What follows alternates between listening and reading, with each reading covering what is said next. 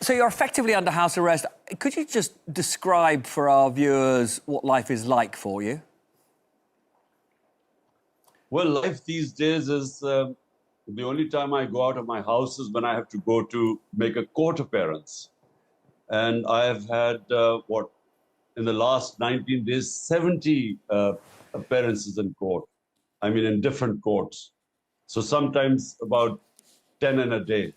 So basically, that's my life right now because all my senior leadership, either is in jail or they're in hiding. And same with my workers. So I'm, in a sense, I'm out, God knows for how long.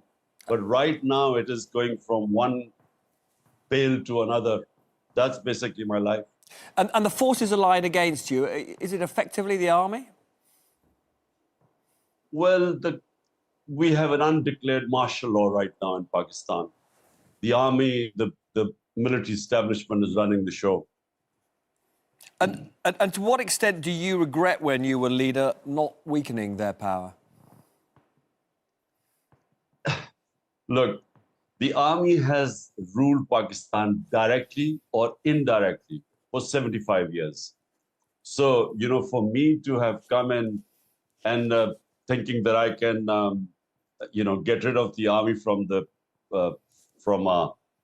from governance scene is really not possible. So, but I had to work with them, and that's the only way to do it because it's the only entrenched, organized institution in the country.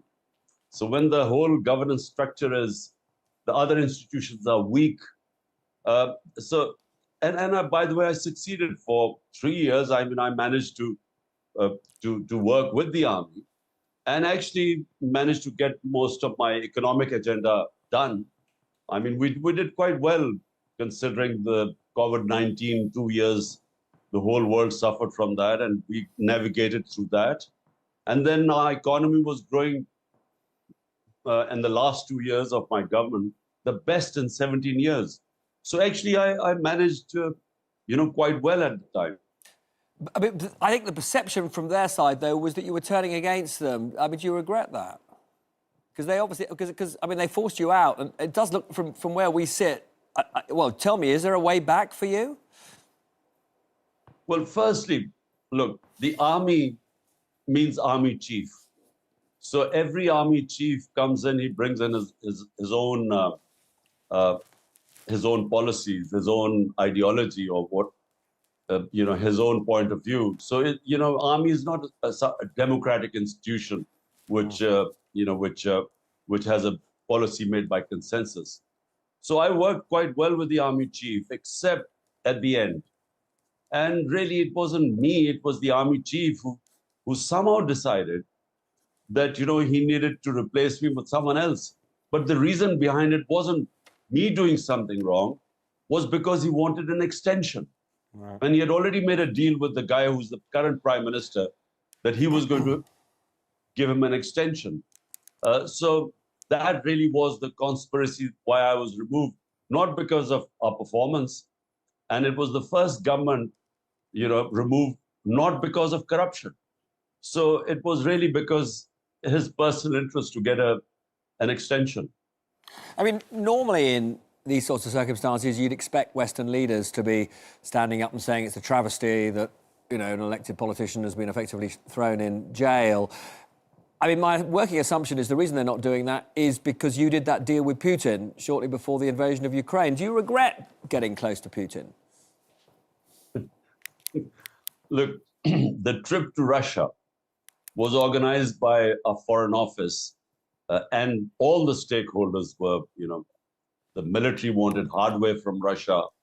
The country wanted cheap oil from Russia because as the commodity super cycle following COVID-19, our people were going below the poverty line because of the inflation.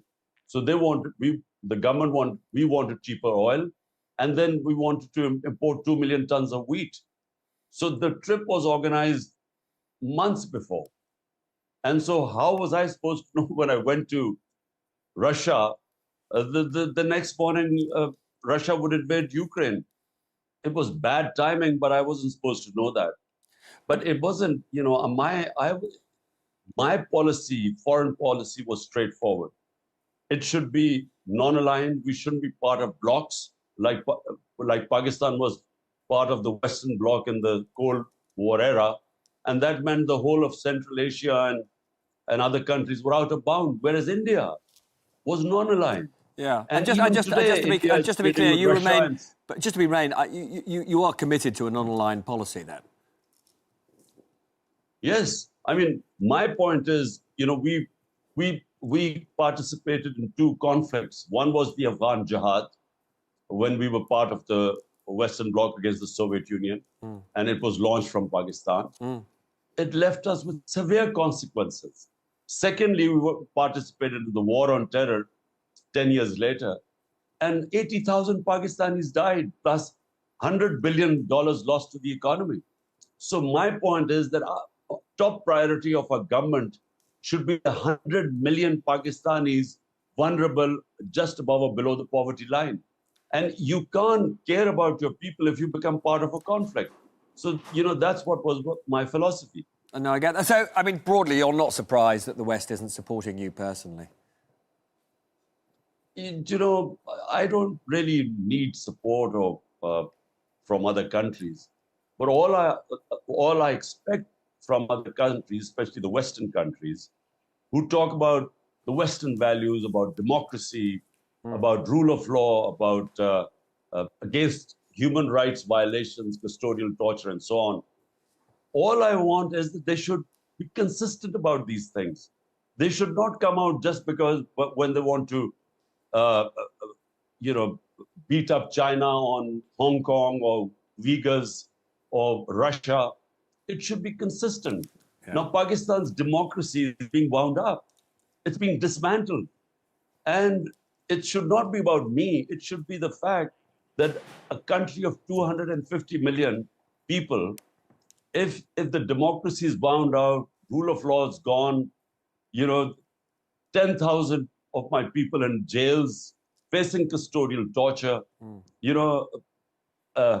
all democratic institutions falling apart under this, basically a martial law, undeclared martial law. I think they should speak out against that, because it's not me, it's 250 million people in this country. No, I understand exactly what you're saying.